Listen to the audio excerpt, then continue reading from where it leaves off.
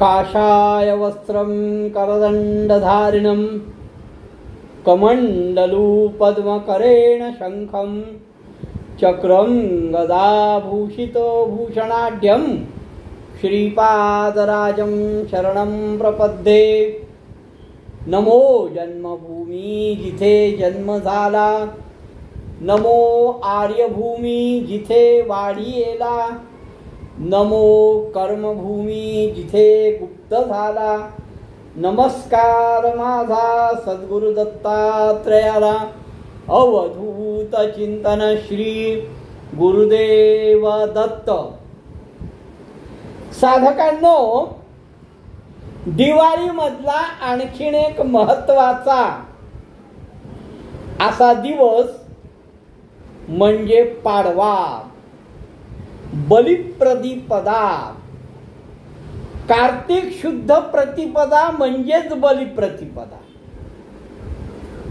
या दिवशी बली आणि त्याची पत्नी विंध्यावली, बलीच्या पत्नीचं नाव विंध्यावली, या दोघांचं चित्र काढून त्यांची पूजा केली जाते।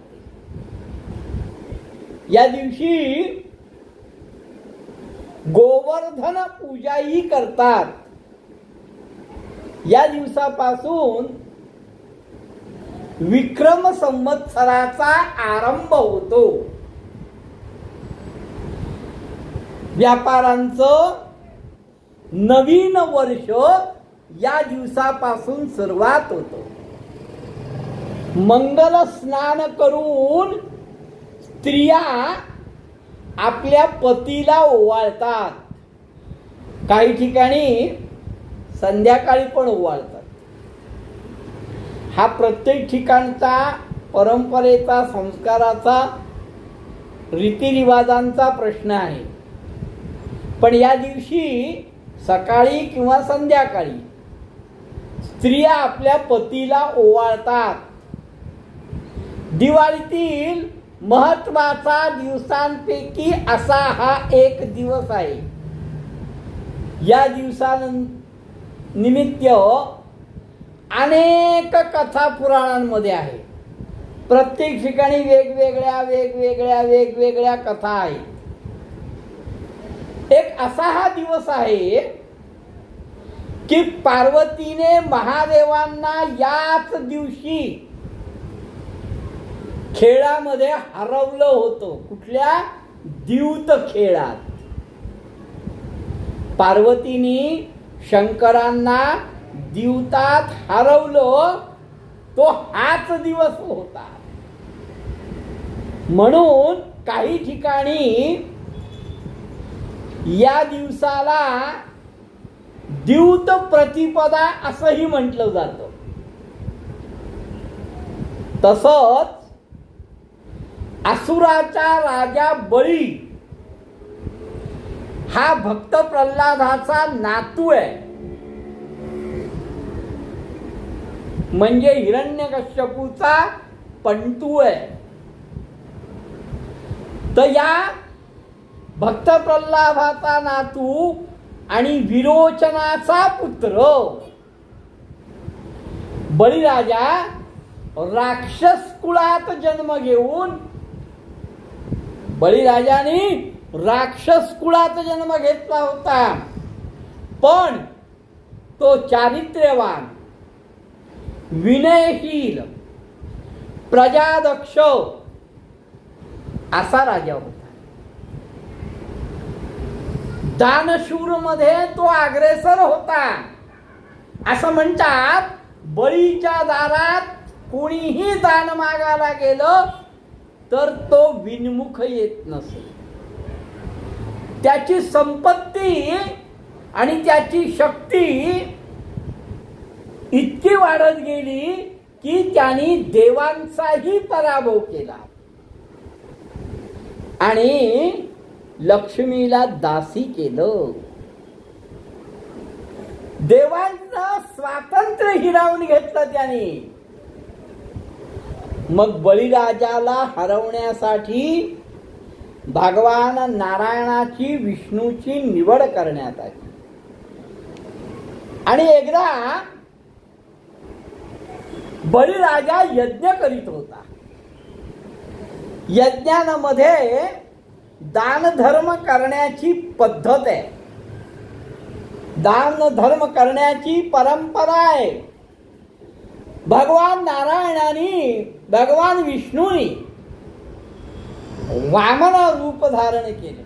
वामन अवतार, 9 अवतारांमधला हा एक अवतार वामन अवतार. भगवान नारायणाने वामन रूप धारण केलं. वामन म्हणजे लहान बटू वेशात बळीराजा समोर ते उभे झाले.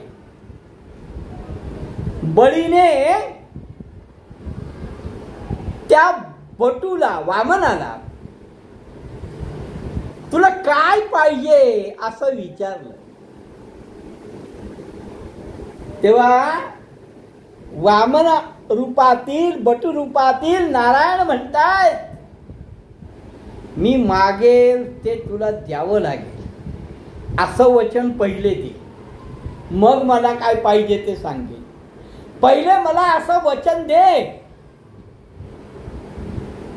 की मी जे मागीन ते तू देशील.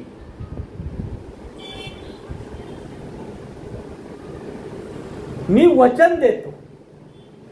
बळीराजाने सांगितलं, मी वचन देतो, तुला हवं ते तू मागशील ते मी देईन, कारण तिन्ही लोकांवर माझं राज्य आहे.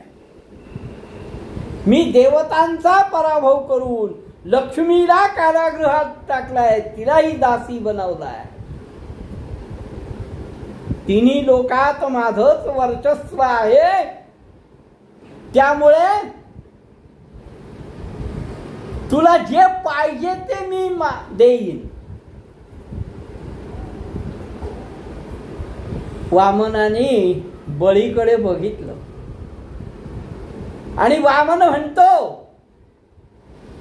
तिन्ही लोकांवर तुझं राज्य आहे, मग असं कर, मला या 3 लोकांमध्ये कुठेही 3 पावलं जमीन दान दे.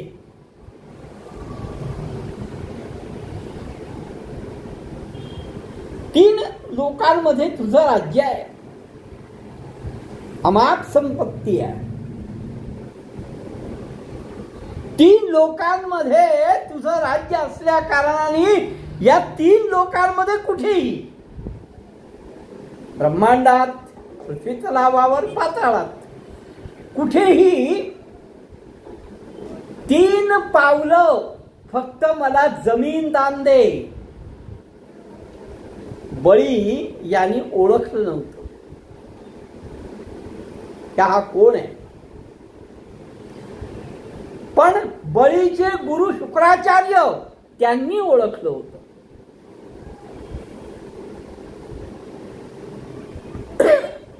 शुक्राचार्यांनी नकार दिला, पण बळी हा शब्दाचा पक्का होता, धर्मनिष्ठ होता, दानव असला तरी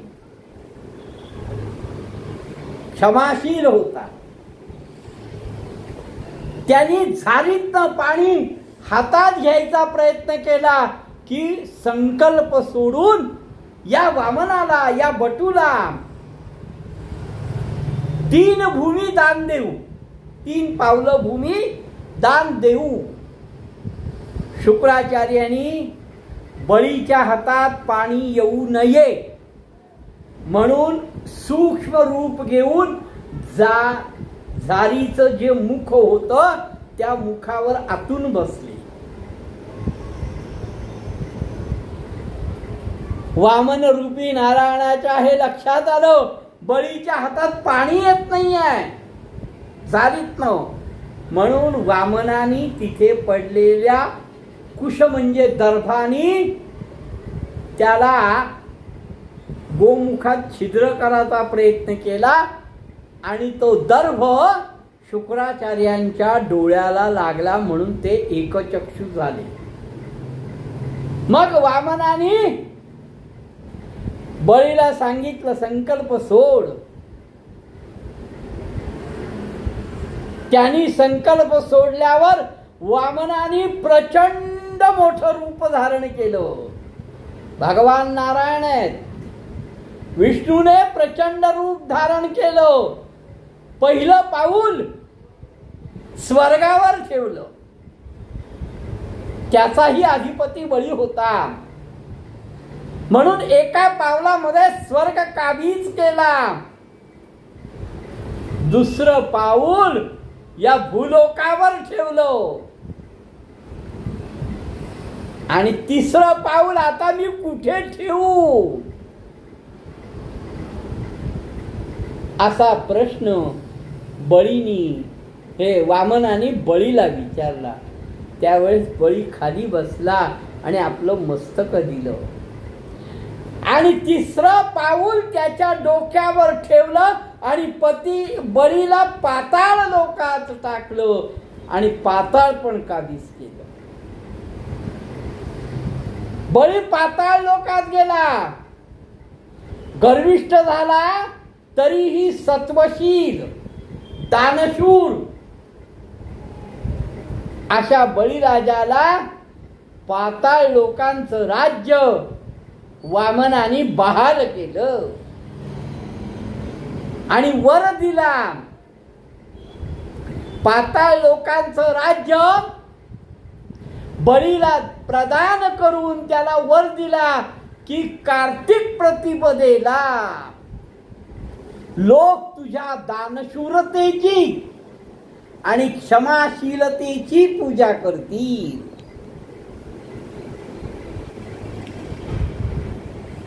कार्तिक शुद्ध प्रतिपदेला लोक तुझ्या दानशूरतेची क्षमाशीलतेची पूजा करतील असा बलीला वर दिला.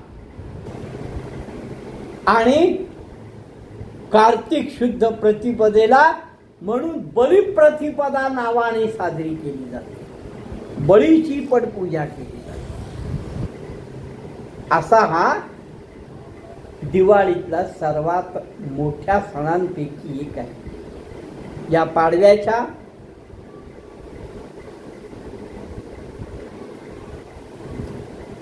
अनेक अनेक शुभेच्छा. परमात्मा सद्गुरु दत्तात्रेय तुमच्या सर्व इच्छा पूर्ण करो. दीर्घायुरारोग्य ऐश्वर्य प्राप्त हो तुम्हाला, ही माझ्या सद्गुरुचरणी विनम्र प्रार्थना करतो. आणि दिवाळीतल्या या पर्वाची सांगता करतो. कारण मी वसुबारस हे गुरुप्रद्वादशी, लक्ष्मीपूजन, नरक चतुर्दशी आणि बलिप्रदा अशा चारही महत्त्वाच्या दिवसांचं तुम्हाला विश्लेषण करून सांगायचा प्रयत्न केला. आता नर्मदा परिक्रमेविषयी पूर्वकल्पना अशी एक मी क्लिप टाकेल आणि त्याच्यानंतर तुमच्या सगळ्यांच्या इच्छेने गुरुचरित्र हा विषय सुरू करून मी गुरुचरित्रावर बोलेन. अवधूत चिंतन श्री गुरुदेव दत्त.